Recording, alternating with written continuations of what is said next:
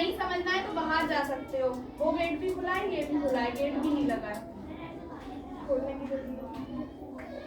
देखो हमें क्या करना है, सीधी सी बात है, हमें गुणनखंड निकालने हैं, ठीक है। अगर आप लोगों को गुणनखंड नहीं आते तो आप पहले मुझे वो बताओ, मैं वो सिखाती हूँ, उसके बाद में बताती हूँ, ठीक है। देखो गुणनखंड क्या होता है, फैक्टर, जिसे इंग्लिश में क्या बोलते हैं, फैक्टर्स बोलते हैं। एक ऐसा नंबर जिसके क्या होते हैं, फैक्टर्स होते हैं, मतलब 2 या 2 से ज्यादा मतलब प्राइम फैक्टर होते हैं, ठीक है। देखो जैसे 20, जैसे सबसे पहले है 6।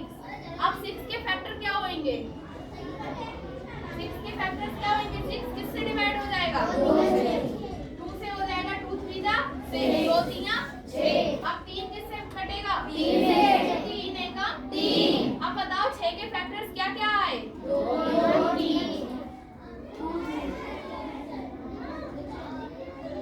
2 गुणा 3। अब 2 की और 3 की गुणा करेंगे तो अगेन हमें क्या मिलेगा, 6 मिलेगा। एक ऐसा नंबर जिसके गुणनखंड करने के बाद उनकी गुणा करके हमें वही नंबर मिल जाए, वो क्या होते हैं, फैक्टर्स होते हैं, ठीक है। तो 6 के फैक्टर्स क्या हो गए, 2 × 3, 2 3 6। ठीक इसी तरीके से जो ये इक्वेशन दिए इसके भी फैक्टर्स निकलेंगे, बट रीजन क्या है, हमने यहाँ पर इनडायरेक्टली फाइंड कर लिए, बट यहाँ पर हमें क्या करना पड़ेगा, अपना माइंड यूज करना पड़ेगा, ठीक है, जिसके लिए हमें फोकस भी करना पड़ेगा।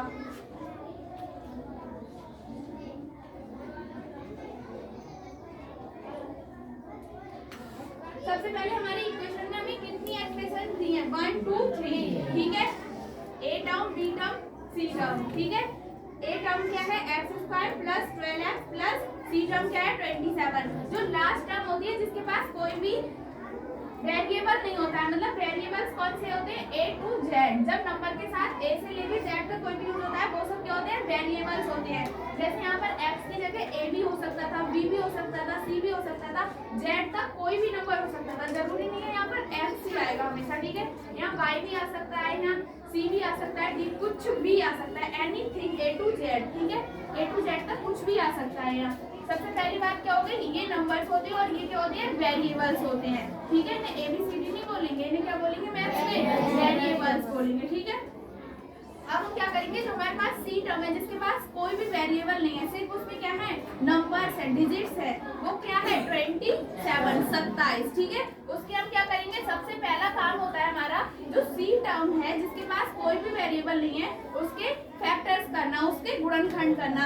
अब हमारे पास सी टर्म क्या दी है, 27 दी है, उसके हम क्या करेंगे, गुणनखंड। बताओ 27 कौन से पहाड़े में आता है, किससे कटेगा, कितनी बार में कटेगा, हिंदी में बोलो आप लोग, 3 ने 27, 3 तिया 9, 3 एकम 3। सबसे पहला काम हमने कर लिया, सबसे पहला काम क्या था, सी टर्म के फैक्टर्स, तो हमने फैक्टर्स कर लिए, क्या मिला 3 × 3 × 3। अब जो 3 × 3 × 3 मिला है इसको 2 नंबर्स में कन्वर्ट कर लेंगे। जैसे ये 12x है, इसको क्या करेंगे, स्प्लिट करेंगे, खोल देंगे, ठीक है, क्योंकि हमें क्या करना है, गुणनखंड करने हैं। तो सबसे पहला काम हमने फैक्टर्स कर लिए, अब दूसरा काम क्या करेंगे, जो 12x है उसको कन्वर्ट कर लेंगे।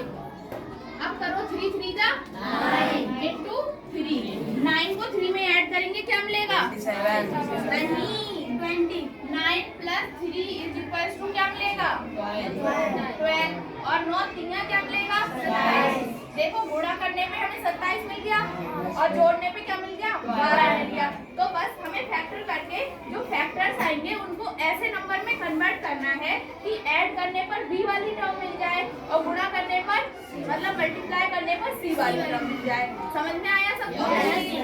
तो अब हम क्या करेंगे, यहाँ पर क्या लिख देंगे, 12x की जगह 9 + 3, ठीक है। अब यहाँ पर x है तो इसके साथ x भी लगाना पड़ेगा हमें। तो सबसे पहले हम क्या करेंगे, जो हमारी a टर्म है उसको सेम एज नोट कर लेंगे, x² + 12x की जगह क्या आ जाएगा, 9x + 3x + 27 as it same आ जाएगा। अब हम क्या करेंगे, कॉमन लिख लिया, हम 2 2 की पेयरिंग कर लेंगे, ठीक है, 2 2 के हमने पेयर बना लिए। अब इसमें से देखो कॉमन क्या आ रहा है, x कॉमन आ रहा है। अब अंदर क्या बचेगा, x, यहाँ पर x बचेगा क्योंकि 1x को हमने ले लिया। अब यहाँ पर क्या बचेगा, नहीं, यहाँ पर क्या बचेगा, 9, क्योंकि यहाँ पर एक x था वो हमने कॉमन ले लिया, तो प्लस में हमारे पास क्या बचा, 9, प्लस यहाँ पर क्या कॉमन आएगा, 3 कॉमन आ जाएगा, क्योंकि यहाँ पर x है नहीं, यहाँ पर x क्या ले लेंगे, 3 कॉमन ले लेंगे और यहाँ पर क्या बचेगा प्लस 3 से इसको डिवाइड करो, भाग करो, 3 में 27, तो यहाँ पर क्या आ जाएगा 9 आ जाएगा। अब x प्लस 3 एक बॉक्स में आ जाएगा, एक फैक्टर हो गया ये, x प्लस 9 हो जाएगा तो हम इसको क्या करेंगे एक जगह नोट कर लेंगे, ये सेकंड फैक्टर हो गया। तो ये इक्वेशन जो है जैसे 27 है उसके गुणनखंड कर रहे हमने तो क्या मिला 3 गुणा 3 गुणा 3, इस तरीके से जो ये इक्वेशन है इसके गुणनखंड किए तो हमें क्या मिला x प्लस 3 x प्लस 9, ये क्या हो जाएंगे इसके गुणनखंड हो जाएंगे, फैक्टर हो जाएंगे।